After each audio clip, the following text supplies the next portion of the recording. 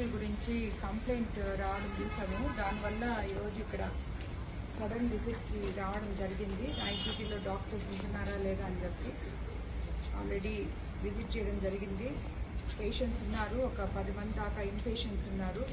Delivery patients ఒక 5 మంది, మిగతా ఫీవరు, స్నేక్ బైట్ ఇలాంటి పేషెంట్స్ ఉన్నారు. సో రాత్రిపూట కూడా ఇక్కడ డాక్టర్లు, సిస్టర్లు అవైలబిలిటీలోనే ఉన్నారు. కొత్తగా ఇక్కడ ఒక జనరల్ సర్జన్ కూడా జాయిన్ అవడం జరిగింది. సో వాళ్ళందరికీ కూడా పేషెంట్స్కి ఇంకా కేర్ తీసుకోవాలని, పగులు కానీ రాత్రి కానీ ఎప్పుడు అవైలబిలిటీలో డాక్టర్స్ ఇక్కడ ఉండాలని చెప్పి, ఎందుకంటే ఇది హైవేకి చాలా దగ్గరగా ఉంది, ఊరు సెంటర్లో ఉంది కాబట్టి ఎంతోమంది ఎమర్జెన్సీ పేషెంట్స్ వచ్చే అవకాశాలు ఇక్కడ ఉన్నాయి. కాబట్టి ఈ హాస్పిటల్ ఉన్న సిస్టర్స్ కానీ డాక్టర్స్ కానీ ప్రత్యేక కేర్ ఆదేశాలు ఇవ్వడం జరిగింది.